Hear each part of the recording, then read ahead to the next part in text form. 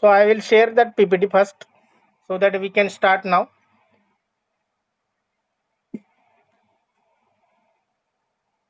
And I am requesting all students, don't mark anyone when I am explaining some point. Don't mark anything. It is creating disturbance to the students. Okay. I am not pointing out who is doing this or who are doing this. So don't make such a bulliness things.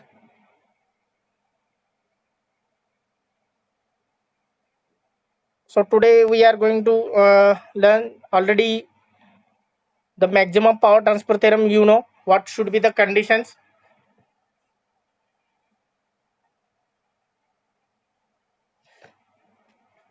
Okay. Now we are going to learn today the fourth one, that is the maximum power transfer theorem. Already these three we have completed. We have finished superposition theorem, Thevenin's theorem, and Norton's. So maximum power transfer theorem we are going to learn here, or we are going to revise. We can say revise. Okay, already you learn. So next point here, what are the we can say here, what are the important points when we are discussing here? These 3 points or 4 points we can say that we are going to discuss about maximum power transfer theorem. So what will be the 4 points that I am going to discuss? So here, what is the maximum power transfer theorem? That is the statement of theorem. So next one, how to apply that maximum power transfer theorem? So for any competitive exam, in any competitive exam or gate exam, they will not ask write a theorem. They can ask the problems and you have to solve that problems using that particular theorem. I understand. So second point and third point is the very important for the competitive exam or for the gate exam. Okay. So second point is how to apply, and third point will be the procedure or stepwise, and fourth will be the general applications of maximum power transfer theorem. So as you know, what is the maximum power transfer theorem? So we are going to I will first just tell that there will be the two types of circuit. One is related to the DC circuit, where is the DC sources will be present, and second type will be the AC circuit. So maximum power transfer theorem we can apply for both AC as well as DC circuit. Are you understand? So it can be applied for both AC and both DC circuit. Okay, it may in the DC circuit it may be independent sources, dependent sources, whatever may be the structure. But you have to classify the given network into two types, whether it is AC or DC. Now there will be the two different statement will be there for this theorem. One is related to DC source or DC or voltage source or current source, and second one will be the AC sources. So first of all, I will dictate this theorem about DC source. So maximum power transfer theorem states that DC voltage source, okay, that DC voltage source having particular value 5 volt, 10 volt, whatever may be. So I will read, maximum power transfer theorem states that DC voltage source will deliver the maximum power to the variable load resistor RL when load resistor RL is equal to source resistance RS. This is a simple statement to remember. If you are comparing all the theorems, the theorem which will be the easy, that answer will be the maximum power transfer theorem.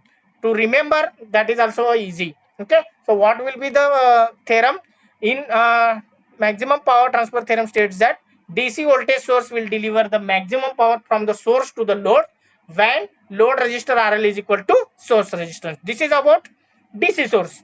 Now second case, when the AC circuit will be there, somewhat changes will be there. So maximum power transfer theorem states that the AC voltage source will deliver the maximum power to the variable complex load. So here the load is made up of inductor, capacitor as well as resistor. That's why we are replacing by its internal resistance, that is inductor having JXL and capacitors having minus JXC. Okay, so in that way we are taking its resistance. So here AC voltage source will deliver maximum power to the variable complex load when the load impedance is equal to complex conjugate of source impedance. So what is the meaning of complex conjugate? Means I will write here, suppose 2 plus 3j will be the 3j will be the RL. So RS should be 2 minus 3j. So this is called as complex conjugate. If plus is here, so there should be minus. If minus is here, there should be the plus. Okay. So this is RL is equal to RS star. So RS star means what? Complex conjugate of that load impedance. Are you understand? So this will be the condition, we can say this will be the condition for getting a maximum power transfer from source to the load. Okay, now next one. Here if you are comparing the with the help of diagram. So diagram I will tell, so that uh, how we are going to remove here. Instead of keeping a line statement in a mind, if you are keeping the diagram in your mind, that will be the useful, because human brain will understand the images. The human brain will understand the concept of images rather than text. So if you are remembering the diagram, that diagram will explain what is the maximum power transfer theorem, what is the Thevenin's theorem, whatever it may be. Okay, so diagram you can remember, based on that you can easily remember the theorem, and what you have to do, what you are going to do, that also will be explained by that particular diagram. So diagram you can remember. So what is the diagram it is showing here? Two terminal linear network. That linear network consisting of RLC element, voltage sources, current sources, it may be AC, it may be DC, whatever may be, and it is having two terminals A and B, and between A and B variable load resistor is there. So one important point, you can you all people note down that maximum power transfer theorem we can apply for the circuit where load resistor should be variable. Okay, this is a very important or common point. Whenever there will be the variable load resistor, in that circuit only we can apply the maximum power transfer theorem, and that circuit should be linear one, that is RLC should be present, or whatever may be the component amongst that RLC. So next will be this two terminal linear network, we have to convert into Thevenin's equivalent circuit. That is VTH you have to find, that is open circuit voltage between two terminal A and B. Then RTH you have to find, that is the equivalent resistance measured between 2 points A and B. And after that you can connect the variable load resistor RL, and then you can find out using formula, you can find out what should be the maximum power delivered from the source to the load. Okay, that you can find out. Now next here, this is just a simple, we must know this point. This is actually not required or not asked in the any competitive exam or gate exam. Just you have to remember what, how we can get the condition for transferring the maximum power. So here just I have explained, this is actually required in NTA subject but not required for any gate exam. So here the amount of power dissipated across the load. So power we can easily find out. So how to find out the power here? That formula we know. PL is equal to I square into R, or power have three formulas. So one is P is equal to I square R. Next P is equal to V square R, V square divided by R, and next P is equal to V into I. So these three formulas will help to find out uh, the maximum power transfer from the load, from the source to the load. Okay, so these 3 points you can remember, or these three formulas we can remember, but mostly we are going to use this one. Okay, now here PL, PL is equal to, here PL is equal to I square into RL. Okay, that is the power delivered or absorbed by the load. What will be the power absorbed by that particular load resistor? That formula is given, PL is equal to I square into RL, where I is the value of current flowing through that load resistor.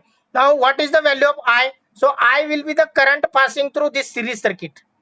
So you can easily find out I. So I is equal to VTH divided by RTH plus RL. Okay, so once you are finding out, once you know VTH, once you know RTH, RL is already you have to find out, because once you are finding RTH, that RTH should be same as RS.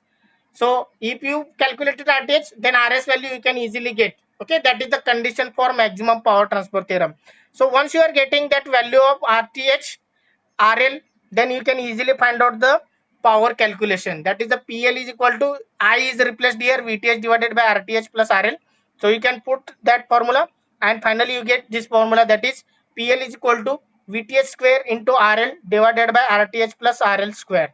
Okay, now next one, what should be the condition here? The condition for getting maximum power transfer is RL is equal to RTH, or simply I will say that RS is equal to RL. Okay, now next one, we will move to the next point. We will see what will be the steps or how to apply the maximum power transfer theorem. So here in any book you cannot find these steps. Okay, now I have given these 4 steps for finding out the maximum power transfer theorem. So here we are focusing, here there should not be a method 1, method 2. So first of all, what will be the step here? Whatever the load register is given, variable load register, that value may given or it may be a variable, so that you can remove it, and these 2 points you can make it open. Means A and B terminal मध्ये जर एखादा register असेल, variable register असेल, so you straightforwardly remove that register and make it open. Okay, so that will be the step 1. Now next, step 2 means what? You have to use the Thevenin's theorem. So always remember that whenever you are solving the problem of maximum power transfer, you need the help of Thevenin's theorem. Without Thevenin's theorem, you cannot solve the problem of maximum power transfer. So you have to take the help of Thevenin's theorem. So if you know the Thevenin's theorem, you can easily solve the Norton's theorem. You can easily solve the maximum power transfer theorem. So I am explaining that, or I am telling that Thevenin's theorem is a very important. If you are solving or if you are focusing the Thevenin's theorem, you are able to solve Thevenin's, Norton's and maximum also. Okay, maximum power also. So Thevenin's you can focus, and Thevenin's based on Thevenin's theorem you can solve number of problems. If you are getting any gate related books or gate related MCQ questions, whatever the questions you are finding, then you can solve no more number of problems based on the Thevenin's, so that you can understand next 2 theorems also, that is Norton's as well as maximum power transfer theorem. Now next one, step 3. So step 3, once you are finding out VTH and RTH, that is the Thevenin's equivalent, once you are getting, so draw that Thevenin's equivalent, show that VTH value, draw that VTH voltage source, then draw that resistor in series with that VTH, and between 2 terminal A and B you can connect that variable resistor. That will be the step 3. Now step 4, what will be the step 4? It is just a calculation part. So once you are getting the formula, that is PL max is equal to VTH square divided by 4 RTH. As already VTH value you calculated, RTH calculated, simply put the formula, use the formula, put the values, you will get what should be the maximum power delivered from the source to the load. Okay, now we can understand more with the help of this problem statement or this problem. Now uh, to understand the maximum power transfer theorem, I have taken the same example whatever I have taken it for Thevenin's theorem. Okay, so Thevenin's theorem La J problem घेतला होता तोच problem मी आता maximum power transfer theorem साठी घेतोय, so that you can understand what we are going to do exactly, or how we can differentiate between Thevenin's and maximum power transfer theorem. And same problem I use for Norton's also. So question is what? In that case, Norton and Thevenin's, find out current passing through 20 ohm. So that should not be here for maximum power transfer theorem. That is only the difference between question. But circuit diagram is remaining here same. So here I will start. First of all, carefully read the question. What is the question here? Find the maximum power that can be delivered to the load resistor RL of the circuit. So to find out maximum power, you must know the value of RL. So to know the value of RL, you need to find out what is the value of RTH. So once you know the RTH value, you can get the RL value. And once you know the RL and RTH, then find out VTH value. Put the values of VTH and RTH in that particular formula that is given in step 4. Then you can get the maximum power delivered to the load. Okay, this will be the step to follow. Now we will start to solve step wise. So step one will shows here. Step 1 and 2 I will combine here. So what will be the step 1 and 2? Between A and B, there will be the variable resistor. You can straightforwardly remove it. You can straightforwardly remove it. Now, between A and B, there should be open circuit. It should be open. So once it will be open, then you can find out the VTH value. So how to find out VTH value? That already we learned in the Thevenin's theorem. So VTH value, I will again tell. Here VTH will be there. So here V1 will be there. Use a nodal analysis. Two equations you will get because two unknowns are there. One is V1 and another is the VTH. Two equations, two unknowns. So by using calculator also, the calculator may you cannot allow it in the gate exam. They will allow the calculator, scientific calculator on screen only. Okay. So in that case, two equations you can solve. By solving two equations, you will easily get the value of V1 as well as VTH. But we are interested in finding out VTH value. Okay, that already we calculated in the Thevenin's theorem. Now next one, find out the RTH value. So RTH is nothing but the equivalent resistance measured between two terminals A and B. So keep in mind that while using the Thevenin's theorem, you have to observe whether circuit belongs to case number 1 or case number 2. That is also important here. Okay. So case number 1 means what? When all sources are independent. And case number 2 is what? When one source is independent, at least one source independent and at least one source dependent. So based on that, you can apply the Thevenin's theorem. So here RTH value you know how to find out. So 4 ampere current you can replace it by open circuit, and whereas 20 volt you can replace it by short circuit. So make it short voltage source, make the current source open. So whatever the resistors remember, you can simply connect and find out what is the value of RTH. So if you are telling that RTH value how much we are getting, that is 40 divided by 3, and VTH we are getting 200 divided by 3. So these two values we already calculated in the Thevenin's theorem. We have taken the same example. So finally we can get the Thevenin's equivalent circuit, that is VTH is in series with RTH, that you have shown here. VTH is connected in series with RTH. Now this is called as what? Thevenin's equivalent circuit. So that's why I combined here step number 1 and step number 2 here. Now next one, step number 3. So step number 3 is what? You can just simply draw the Thevenin's equivalent circuit, and between A and B terminal, whatever the load resistor is there, that you can simply connect. Okay, so that will be the step 3. Now once you are getting the step 3, it will be easy to apply the MPT, that is the maximum power transfer theorem.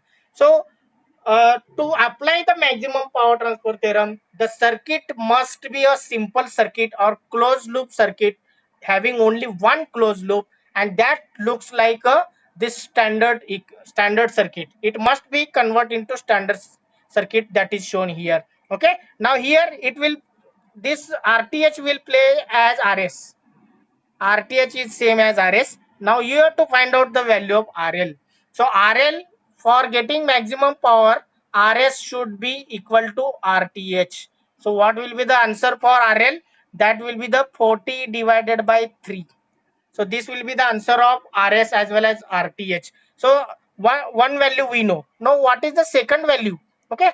Now second value is VTH. So VTH already calculated. That is the 200 divided by 3. So once you know the VTH value and RTH value, you can find out the value of PL max. What is the maximum power delivered from source to the load? Put the values, you will get the final answer 250 divided by 3 watt. So 250 divided by 3, it is almost 83.33.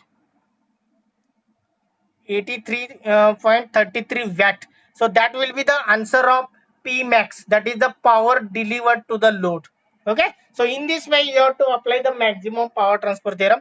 In GATE exam they may ask what will be the power delivered to the load. They may ask what will be the value of RL for getting the maximum power transfer theorem. Such type of questions they will ask. This they may give the circuit related to DCs, they may give the circuit related to AC, they may give the circuit which consisting of dependent independent sources.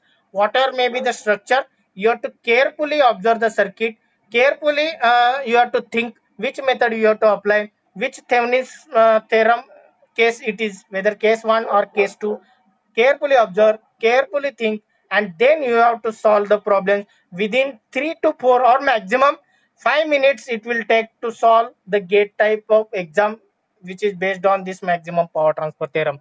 Are you understand? So next we will move to the applications. So applications, we know the maximum power transfer theorem mainly applied in a communication systems to transfer the maximum power from source to the load. So that already we know that in a PA system, that is public address system, the if I am going to speaker and you are not audible, then what is the use of that type of communication? Okay, so to transfer the maximum power from the source to the load, you must use the maximum power transfer theorem. Second, the mechanical related in a car engine, if car is not setting, the engine is not setting, then that will be the not useful. So in that case you have to deliver the maximum power to the starter. Okay, so here also we are going to use that maximum power should be from coming from the battery.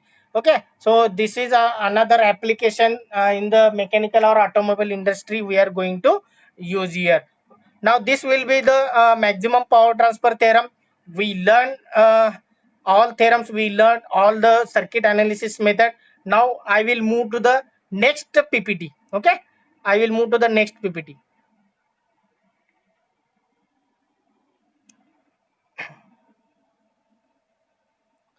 Now I will move, we are going to solve some problems, some small problems are there, that problems we will solve here. Now still 10 minutes will be there, so we can solve some 3 to 4 examples which asked in the GATE exam or any competitive exam.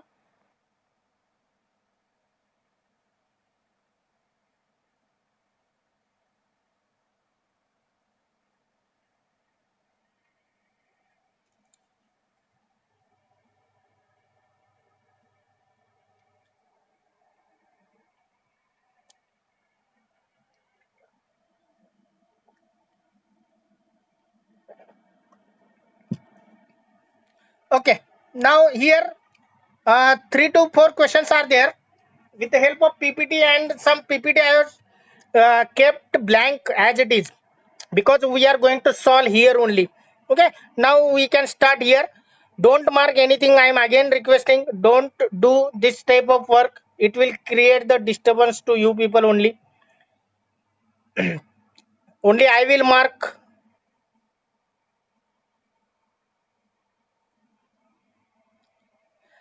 Now what is the question here? This question was asked in the GATE exam. So here, for the current shown in figure, the Thevenin's equivalent voltage across terminal A and B. So what you have to do here, Thevenin's equivalent voltage you have to find out. So what will be the equivalent? So equivalent resistance we are going to find out here, that we can find out. So here VAB or VTH, that you have to find out. So VTH means what? The open circuit voltage. So when you are solving the open circuit voltage between two terminals, first thing is that you have to observe that between these two terminals any resistor is connected or not. So if any resistor or load resistor, any component is connected, straightforwardly make it open. So here already it is open, so that will be the useful for you people. Already one step is removed here. Now VTH you have to find out. So as VTH here it is plus, it is minus here.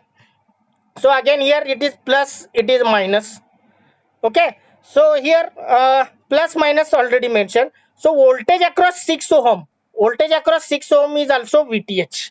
So here 1 ampere 1 ampere current source is also parallel, so that voltage is also again same. So here I will mark this as a VTH. Okay, now clear cut I will put here, this will be the VTH here, and this will be the ground point.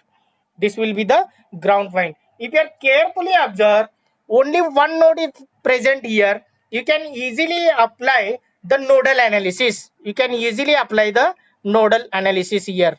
Okay. Now here to apply nodal analysis, this current we don't know. So mark outgoing current. This is already incoming, and this is outgoing. Okay, three branches will be there. One is here, one is here, and second one is incoming, and third one is outgoing. So two currents are outgoing and one current is incoming. So here assume that VTH is greater than 12. This will be the assumption. Okay, now nodal analysis, apply KCL.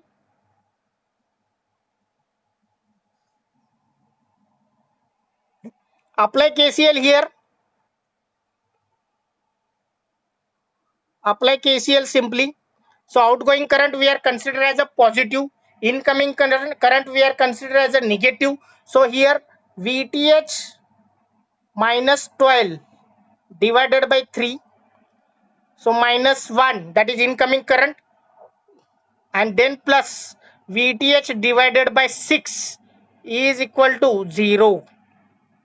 Okay, now take the LCM of 6. LCM kya? If you are taking the LCM as a 6, then I will write the new equation here. So what will be the equation here? Once again I will read it.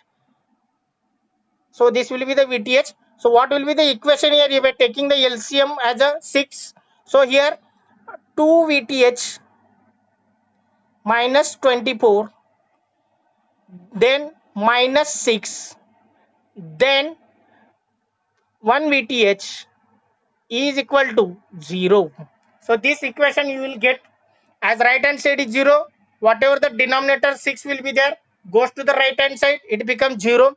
Now this will be the 3 VTH is equal to minus 24 and minus 6, that is minus 30. When goes to the right hand side, it becomes plus 30. So VTH becomes 30 divided by 3, that will be the answer, 10 volt.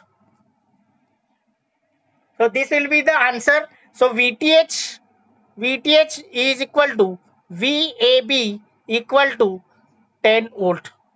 So such type of questions they will ask for 1 mark in the GATE examination. If they are asking Thevenin's equivalent circuit, then that question will be asking for 2 marks. As here they are telling that only 1 parameter you have to find. So such type of question will ask for only 1 marks. Okay. So within how many steps? Easily we can get within 2 to 3 steps you are getting the answer. Okay. Now 10 volt will be the correct answer. Now next one, we will move to the next question. So next question will be what? In the circuit shown, Norton's equivalent resistance across A and B. So that if you are carefully observe, so here